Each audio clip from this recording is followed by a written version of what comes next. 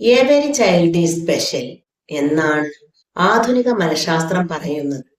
പിറന്നു വീഴുന്ന ഓരോ കുഞ്ഞിനും അതിൻ്റെതായ പ്രത്യേകതകളുണ്ട്. ജീവിത സാഹചര്യങ്ങളും ചുറ്റുപാടുകളും ആ കഴിവുകളെ വളർത്തുകയോ തളർത്തുകയോ ചെയ്യും. ഒരു കഴിവുകളുമില്ലാതെ ഈ ഭൂമിയിലേക്ക് ആരും തന്നെ കടന്നു വരുന്നില്ല.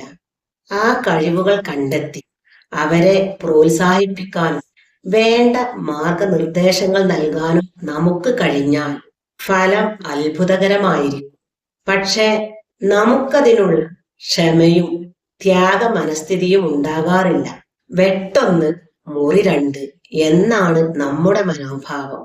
കോഴി മുട്ടയിട്ട ഉടനെ തന്നെ അത് വിരിയണമെന്നാണ് നമ്മുടെ ചിന്താഗതി. കുട്ടി തൊട്ടിലിൽ കിടക്കുന്നതിനു മുമ്പേ തന്നെ നാം അവനെ കുറിച്ചുള്ള സ്വപ്നങ്ങളും സങ്കല്പങ്ങളും തൊട്ടിലാട്ടാൻ തുടങ്ങും. നമ്മുടെ മനസ്സിലുള്ള സ്വപ്നങ്ങളിലേക്ക് അവനെ മൗൾഡ് ചെയ്യാനാണ് നമുക്ക് തിടുക്കം.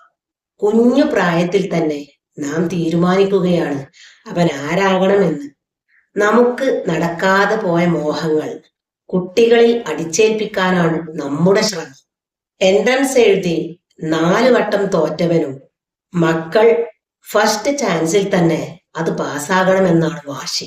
ആ തിടുക്കത്തിൽ മക്കളുടെ താല്പര്യം അന്വേഷിക്കാനോ ഇനി മനസ്സിലായാൽ തന്നെ അത് അംഗീകരിക്കാനോ നാം തയ്യാറല്ല. മക്കൾ നമ്മുടെ സ്വകാര്യ സ്വത്താണ് എന്നാണ് നമ്മുടെ വിചാരം. അങ്ങനെ തല്ലിയും തലോടിയും നാം മക്കളെ അവർക്ക് ഇഷ്ടമില്ലാത്ത കോഴ്സുകളിൽ ചേർക്കുന്നു. മനസ്സിലെ ടാലന്റ് കൊന്നു കുഴിച്ചു മൂടി അവർ ഇഷ്ടമില്ലാത്ത പഠനം തുടങ്ങുന്നു. കുറച്ചു കഴിയുമ്പോൾ മുന്നോട്ടു പോകാൻ സാധിക്കാതെ അവർ തളരുന്നു. എന്നാൽ വീട്ടുകാരുടെ നിർബന്ധം അവരെ പഠനം തുടരാൻ പ്രേരിപ്പിക്കുന്നു. ഒടുവിൽ ഒരു നിലക്കും മുന്നോട്ടു പോകാൻ കഴിയില്ല എന്ന് വരുമ്പോൾ അവർ ആത്മഹത്യയിൽ അഭയം കണ്ടെത്തുന്നു. കുട്ടികൾ പൂങ്കാവനത്തിലെ പൂക്കളാണ്.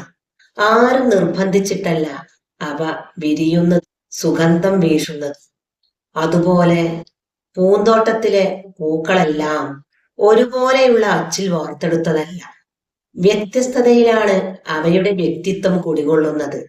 എല്ലാ പൂക്കളും ഒരേ നിറത്തിലും ഒരേ മണത്തിലുമായിരുന്നെങ്കിൽ എത്ര വിരസമായേനെ ആ കാഴ്ച.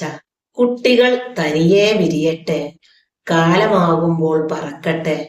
ഞെക്കിപ്പഴുപ്പിച്ച പഴം കാണാനേ ഭംഗിയുണ്ടാവുകയുള്ളൂ, തിന്നാൻ തീരെ രുചിയുണ്ടാവില്ല.